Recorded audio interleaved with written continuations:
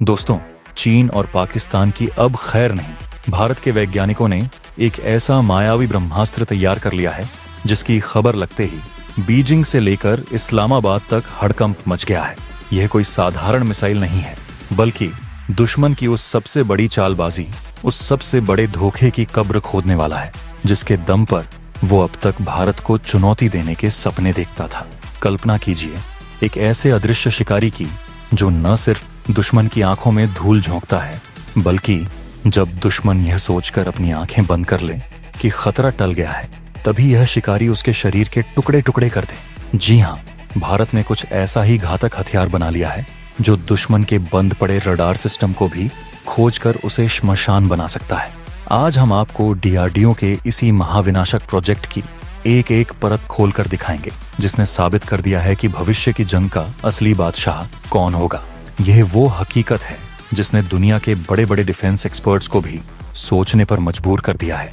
और ये सब अगर मुमकिन हो पाया है तो हमारे उन वैज्ञानिकों की मेहनत से हुआ है जो बिना नाम आए दिन रात मेहनत करते हैं। इसलिए अगर आपको भारतीय वैज्ञानिकों की इस अविश्वसनीय उपलब्धि पर गर्व है तो इस वीडियो को एक लाइक करके कमेंट बॉक्स में जय हिंद जरूर लिखिए। याद रहे, जय हिंद कहना हम सब के लिए गर्व की बात है। इस महाविनाशक हथियार का नाम है भारत की रुद्रम 2 मिसाइल, जो हवा से जमीन पर मार करने वाली एक एंटी रेडिएशन मिसाइल है। लेकिन इसकी असली ताकत इसकी पहचान नहीं, बल्कि इसकी मायावी ड्यूल सीकर तकनीक है।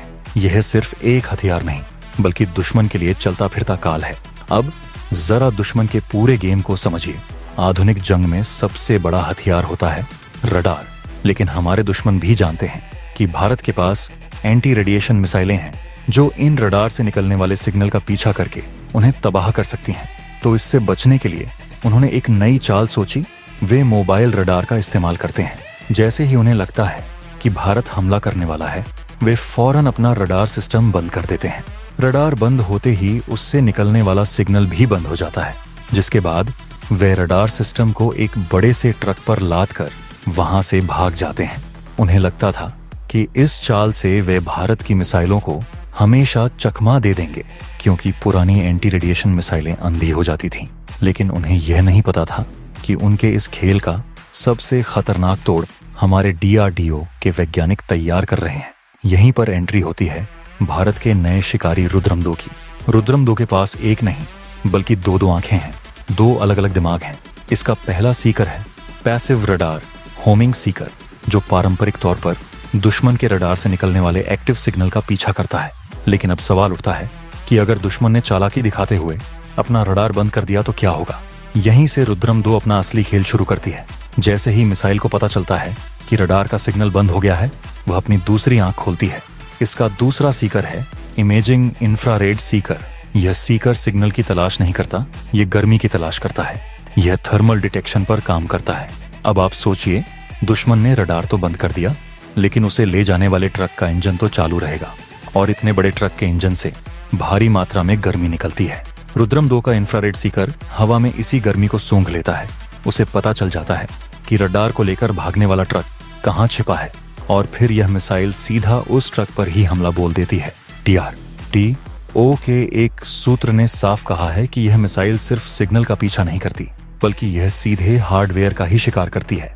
इसका मतलब साफ है, अब दुश्मन का रडार सिस्टम, उसे ले जाने वाला ट्रक और आसपास मौजूद सारे सैनिक सब एक ही झटके में आग के गोले में बदल जाएंगे। यह एक ऐसी क्षमता है जिसने चीन और पाकिस्तान की पूरी रक्षा रणनीति को ही तबाह कर दिया है। लेकिन यह तो बस रुद्रम 2 की मायावी ड्यूल सीकर क्षमता है। इसकी विनाशकारी रेंज और अकल्पनीय रफ्तार के बारे में जानना अभी बाकी है, और साथ ही इसके 2 खतरनाक अटैक मोड्स क्या हैं, जिन्हें समझना आपके लिए बेहद जरूरी है।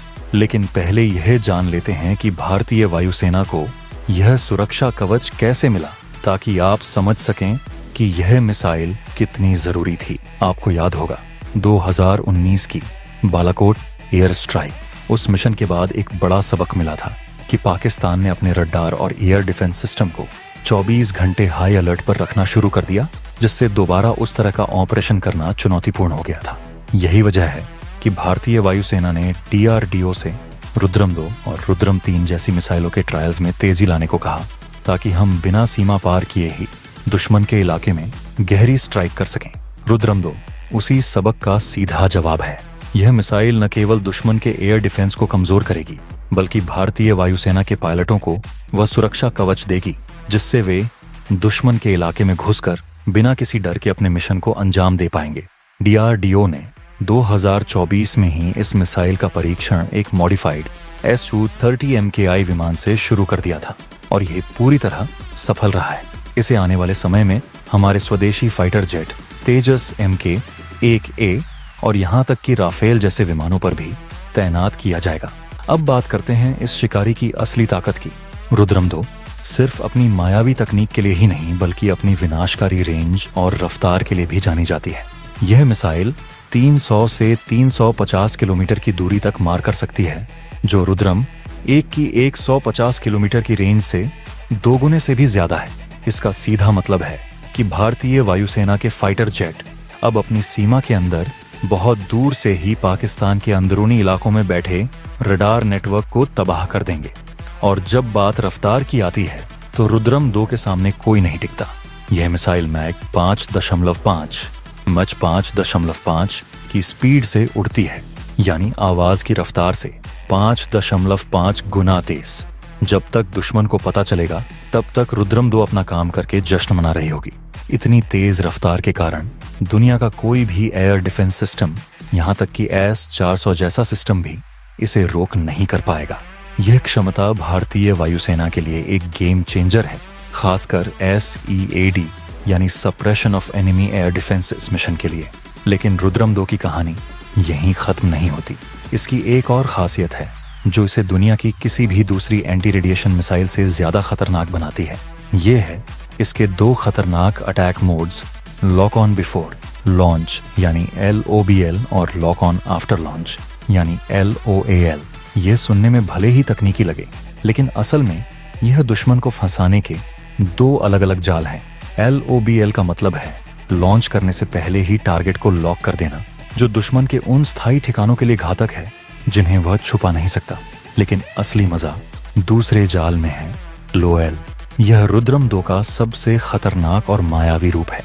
इसका मतलब है लॉन्च करने के बाद टारगेट को ढूंढकर लॉक करना।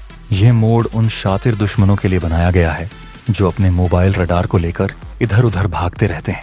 इस मोड में हमारे पायलट को दुश्मन की सटीक लोकेशन जानने की जरूरत नहीं होती।